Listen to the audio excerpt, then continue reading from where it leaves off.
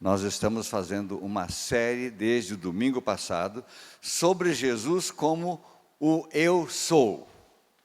E hoje nós vamos estudar o capítulo 6 do livro do Evangelho de João. João, capítulo 6. Eu vou pedir que todos curvem as suas frontes, as suas cabeças, fechem os seus olhos. Nós vamos orar ao Senhor. Nosso Deus, que privilégio termos a Tua palavra e conhecermos a Tua vontade nesta noite. Com liberdade, com tempo apropriado, num lugar sagrado, nós estamos reunidos em Teu nome para receber a Tua verdade e conhecermos a Tua vontade. E eu te peço que a Tua palavra, pelo Teu Espírito, fale ao nosso coração. E que nós possamos ser cheios, como foi cantado, que Tu nos enchas com o Teu Espírito, com a Tua verdade, com o Teu amor, com a Tua salvação, e que possamos ser usados como instrumentos nas Tuas mãos. Então, Senhor, serve-te de nós nessa noite, mas usa o Teu Espírito poderosamente em nossas vidas, porque clamamos em nome de Jesus. Amém. No domingo passado eu falei sobre o encontro de Moisés com Yahvé, lá na sarça ardente. Ele viu aquele arbusto se queimar, mas não se consumir, ele disse, eu quero ver esse grande milagre. E foi quando Yahvé falou com ele e disse, eu sou o Deus de Abraão, de Isaque e de Jacó, mas por esse nome eu não fui conhecido por eles, mas hoje eu vou dar a conhecer a ti o meu nome. E ele disse, eu sou o que sou, Yahvé. E essa expressão é uma das expressões muito utilizadas por Jesus, especialmente no Evangelho de João, mas também em Apocalipse, também escrito por João. E nessa noite, nós vamos fazer uma pequena viagem. Jesus estava em Cafarnaum, ou Capernaum, onde ele costumava ficar, se hospedava na casa de Pedro. A Bíblia diz, no início do capítulo, que ele atravessou o lago,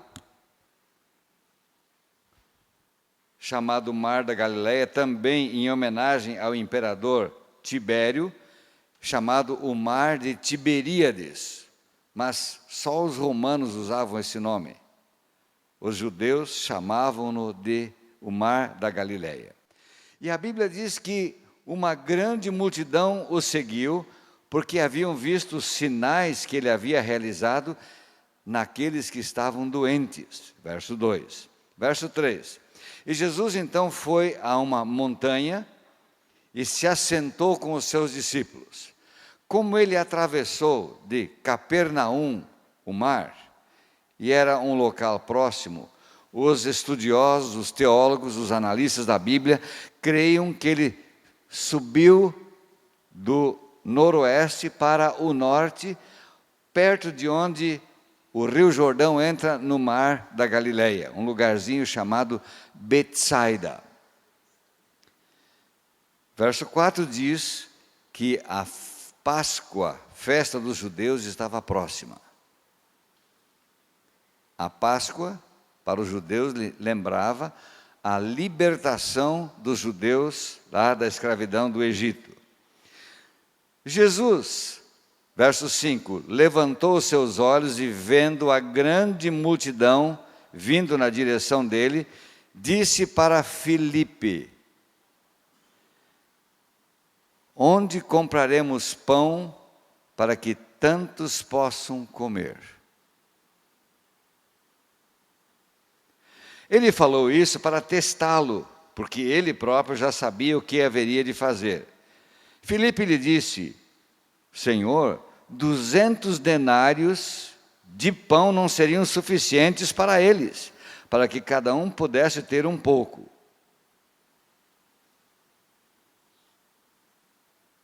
Espera um pouquinho. O que é um denário?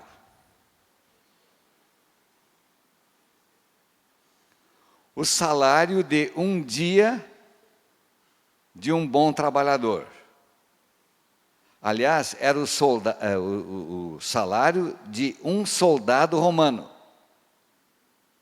Um bom trabalhador também recebia um denário. Vamos fazer um cálculo agora. Quanto é o trabalho de uma diarista?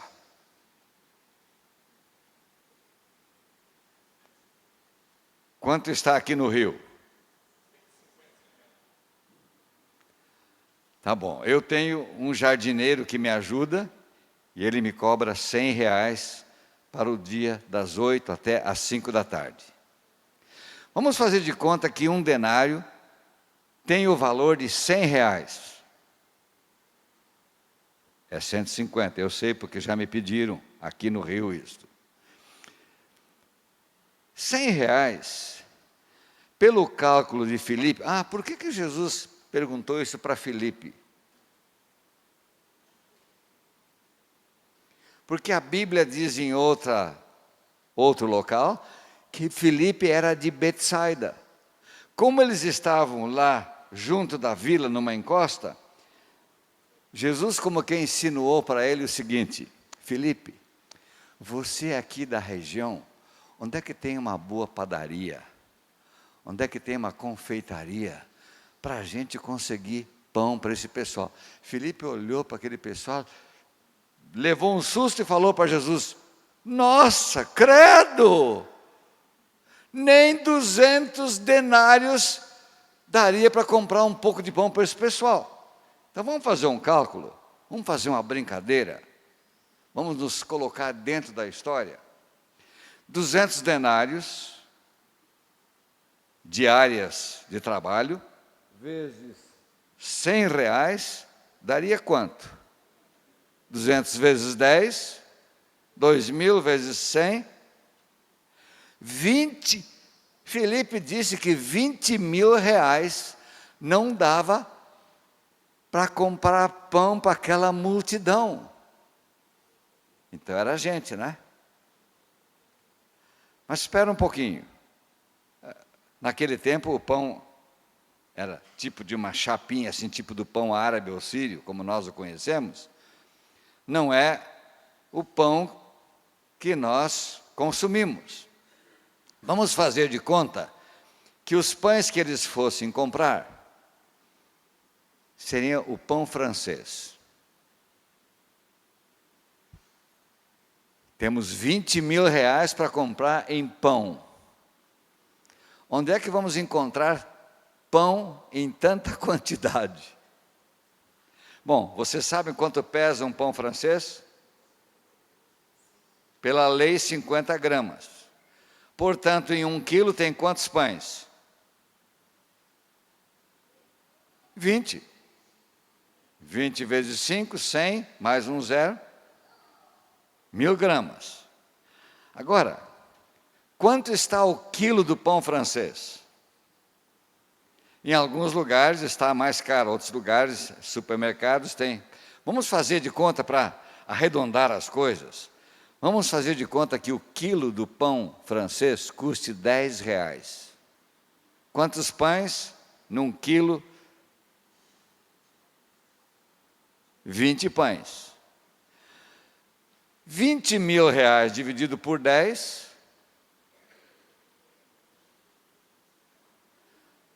Quanto? 2.000 quilos de pão. 2.000 quilos de pão vezes 20 pães em cada quilo, você tem 40.000 pães. Estou certo no meu cálculo? É só para a gente se situar dentro da situação. Agora a Bíblia diz assim: um dos discípulos de Jesus, chamado André, que era irmão de Simão Pedro, disse para Jesus: olha, tem um garoto aqui que tem 5 pães de centeio. É isso que está escrito na sua Bíblia? E 2 peixinhos. Mas o que é isso para tantos? Verso 10. Jesus disse: faça o povo sentar. Ora, havia muita grama naquele local. Assim, todos se assentaram, em número de 5.000. Lembra que no tempo de Jesus, olha, não me leve a mal, eu não sei porquê, mas aí diz, os homens se assentaram em número de 5.000, sem contar mulheres e crianças. Eu li vários comentários, e um deles, do pastor e professor Dwight Nelson, ele calcula que, no mínimo, havia mais de 10.000 pessoas naquele encontro. 5.000 homens, contados, catalogados, registrados, mais mulheres e crianças. Quantos mil pães nós teríamos? 40.000. Quantos para cada um? 4. Olhem só, e Jesus diz que pegou os pães e os peixes daquele garoto, e a Bíblia diz que ele, verso 11, tendo dado graças, o distribuiu aos discípulos, e os discípulos, aqueles que estavam assentados, e também os peixes, tanto quanto eles queriam.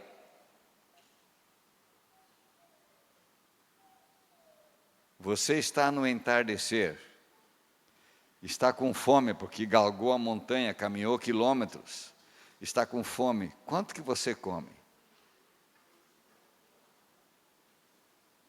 Deixa eu fazer uma pergunta para o Gabriel. Gabriel, é uma pegadinha, hein, Gabriel?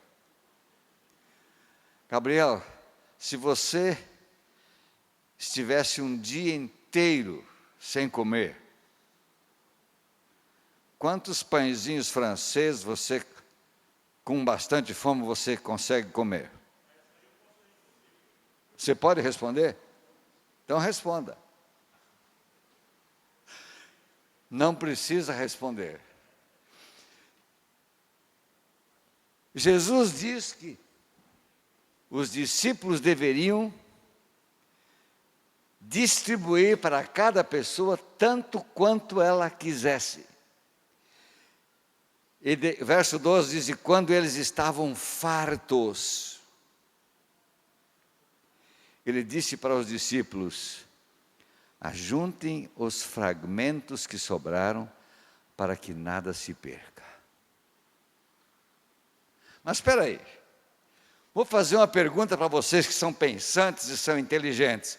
Se todo mundo comeu até se fartar, e Jesus mandou recolher a comida que sobrou, e a Bíblia diz que encheram 12 cestos, cada discípulo com...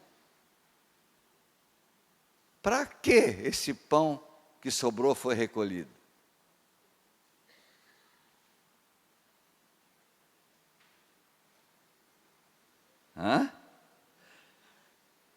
Eu li hoje os comentários da inspiração no livro Desejado de Todas as Nações. E Ellen White, que é uma sábia comentarista da Bíblia, ela diz que Jesus pediu que os discípulos distribuíssem para cada um tanto para eles levarem a bênção de Jesus para casa. Vocês sabiam disso? Se não sabiam, podem ler no livro Desejado de Todas as Nações, que é considerado a melhor biografia de Jesus em 10.000 livros. Entre 10.000 biografias de Jesus, é considerada a melhor. E sabe o que aconteceu? Leia o verso seguinte. 14. Então aqueles homens que tinham visto esse sinal que Jesus fizera, começaram a dizer, este verdadeiramente é o profeta que havia de vir ao mundo. E sabe o que Jesus descobriu? Que eles quiseram pegar Jesus à força, na marra, para coroá-lo rei. Então Jesus disse para os discípulos, peguem o barco e vão de volta para Capernaum, que eu vou despedir o povo. E Jesus despediu de uma maneira quase ríspida, despediu todo mundo, demovendo-os da ideia de torná-lo rei. E depois a Bíblia diz que ele se retirou do resto da multidão, subiu mais alto na montanha e foi orar. Sabem, queridos, às vezes há pessoas que querem enaltecer o nosso eu. Uma música que a gente canta, uma pregação que a gente fez, algum trabalho muito bonito em estofaria, sei lá o quê. É hora de a gente parar um pouquinho e lembrar que o orgulho e a vaidade humanas são muito passageiros. É hora de subir ao monte e pedir para Deus, como foi cantado no hino hoje, aqui pela nossa irmã, sonda-me, transforma-me, modifica-me, enche-me e depois usa-me. E Jesus ficou lá. Os discípulos se demoraram um pouco, cadê o mestre?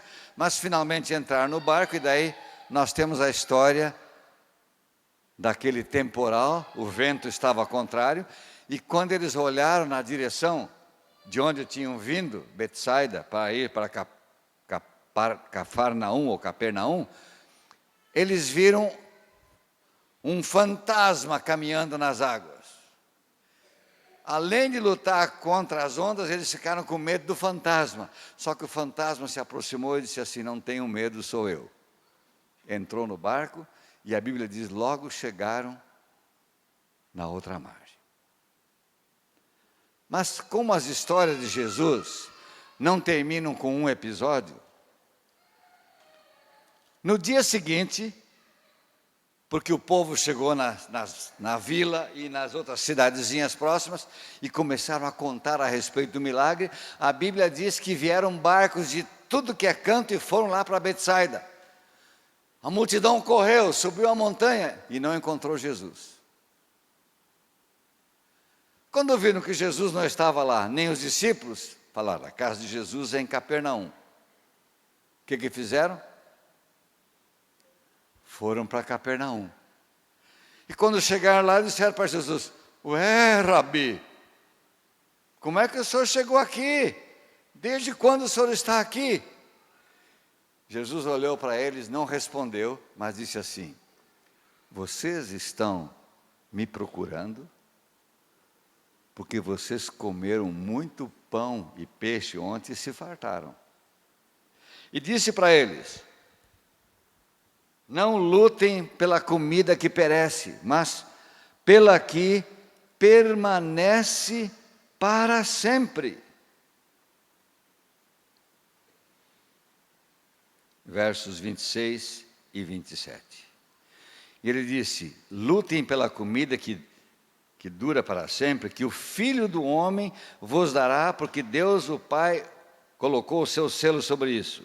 Aí eles perguntaram, Senhor, o que faremos para fazermos as obras de Deus? Verso 28, e Jesus disse, a obra de Deus é esta, que creiais naquele que Ele enviou. Não foi o que Paulo e Silas disseram ao carcereiro de Filipos, lá em Atos 16? Quando ele estava para se matar com a espada, porque pensou que os presos tinham escapado, Paulo disse, não faças isso, estamos aqui. Senhores, que devo fazer para ser salvo? O que Paulo respondeu? Crê no Senhor Jesus Cristo e serás salvo tu e a tua casa. Aqui Jesus repete, fazer a obra de Deus é crer naquele que Ele enviou. Aí, o pessoal parou e começou a dizer, que sinal que o Senhor faz para provar que nós devemos crer no Senhor? Porque é o seguinte, você fez um milagre de multiplicar pão ontem à tarde, mas já é hora do almoço e nada de pão. E falaram: nossos pais comeram o maná no deserto, como está escrito, deu-lhes o pão do céu para comer. Em alguns textos da Bíblia diz, deu-lhes o pão dos anjos. Vocês já viram que há muitas pessoas, mesmo na religião cristã, que procuram a Deus por interesses pessoais? Tem gente que busca a Deus só na hora da dificuldade. Tem gente que aprende a orar e a rezar, diz que na guerra não há incrédulos. As pessoas começam a clamar, ai meu Deus, tem socorro, misericórdia, Senhor.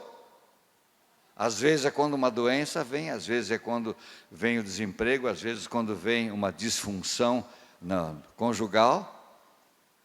Há pessoas que só procuram a Deus e a religião numa hora de crise extrema. E aqui estavam os interesseiros. Aí, quando eles falaram, nossos pais comeram o maná, Jesus respondeu e disse, olha, vocês se orgulham de Moisés, da lei de Moisés, dos 10 mandamentos, mas eu tenho que dizer uma coisinha para vocês. Não foi Moisés quem lhes enviou o pão do céu, mas o meu Pai é aquele que dá o verdadeiro pão do céu, porque o pão de Deus é aquele que vem dos céus e dá vida ao mundo.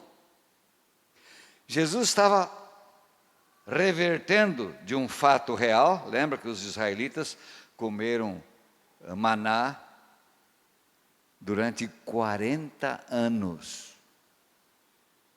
Durante 40 anos, eles não precisaram semear, nem colher, nem capinar, nem plantar.